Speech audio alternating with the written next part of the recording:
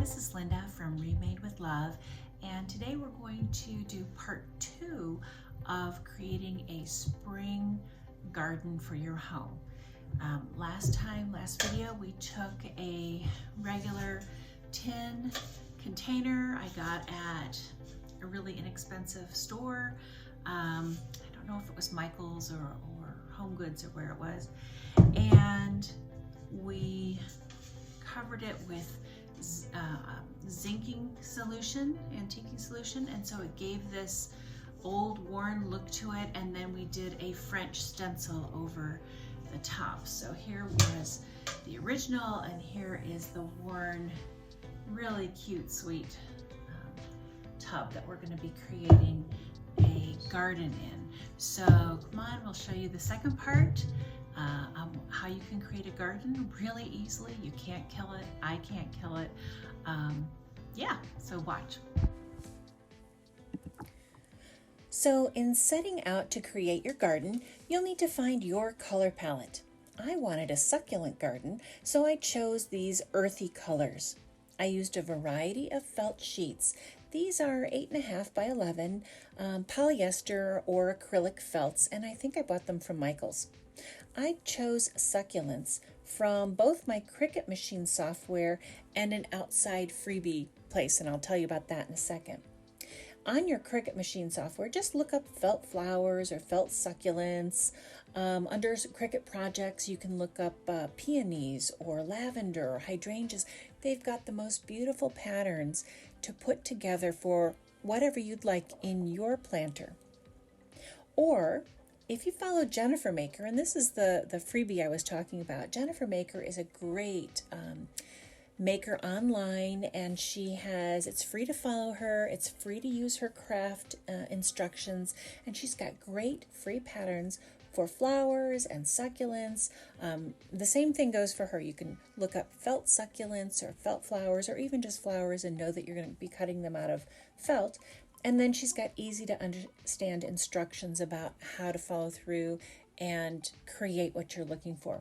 I'll put a link in the description of this video to Jennifer Maker. Then you're going to size your pattern. So for my plants, I wanted everything to be 3 inches across or smaller. I wanted smaller succulents to fit in my planter. So I sized accordingly.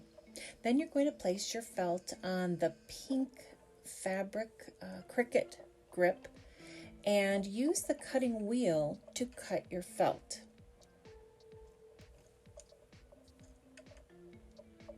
I like to cut everything at the same time, so I try and group all of my flowers or my succulents on the same page, and then I let Cricut sort it out and tell me what colors of felt to put on when, and I run them through, and then I collect them all. So here I am taking off both the flower parts and the littler parts.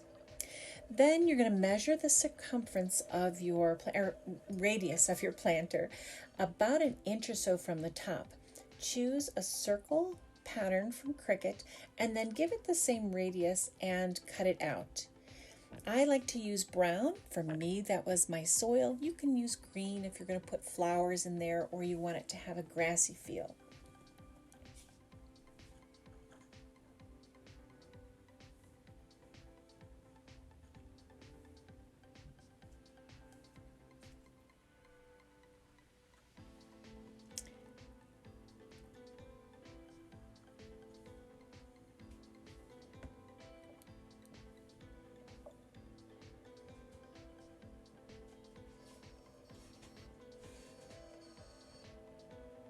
Gather each succulent or flower and arrange to make sure you have all the pieces and know exactly how they'll fit together.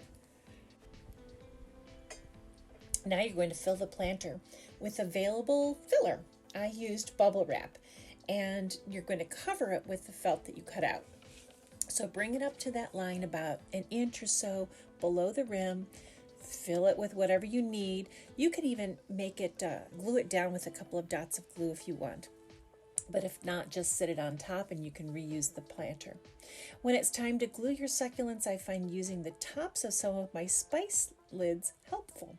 Glue the bottom pieces, the largest then the next smallest piece together with several hot glue dots, and while still warm, lay them in the spice caps to start giving it some shape. Continue this way, pressing it down in the center each time you put another layer down to create that gentle cup shape. Continue in the same manner with all plants. You can see this pattern had a little cut, so you pinch it together, glue it, and it has a little cup shape that it's going to create. But still, that cap gives it that extra space to hold it all together while it dries. So I really use it on all things.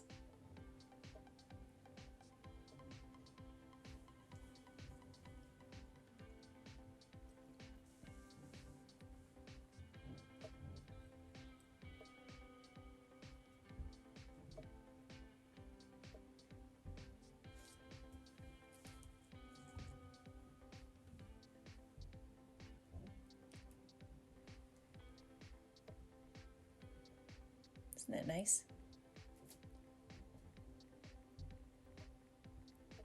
A little center, sometimes I find it helpful to cut off the bottom so it sits a little more flat inside.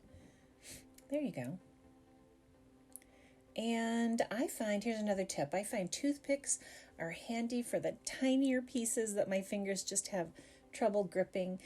This one is a long, thin plant, and it really helps me roll it tightly and keep it all together.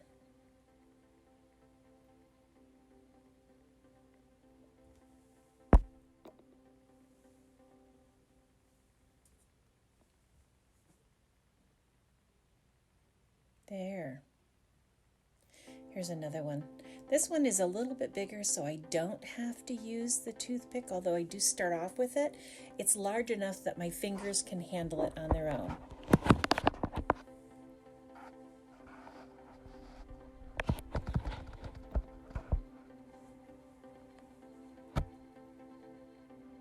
It has a little end cap. You just push up in there. Found it helpful to maybe give it a couple drops of glue on the end pieces to keep it together. And now's the time, if you've got makeup, to pull out that old makeup, or ask anyone in your home who wears makeup if they've got anything old. Old blush, old eyeliner, eyeshadow, they all come in handy with succulents, and giving them that additional coloring that they have in real life.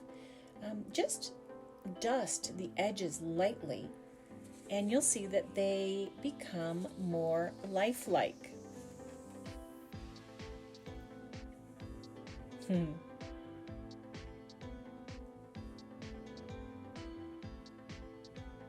If you haven't done so already, now's the time to start filling your pot.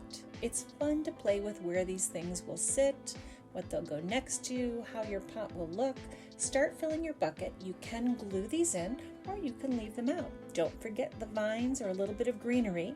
You'll feel like it's a new season of spring, and with fresh plants and flowers, it's going to lift your spirits. And there you have it, a cute, inexpensive way to bring spring into your home and complete this French planter that we made earlier. Please follow Remade with Love on Facebook and YouTube. Thanks for watching.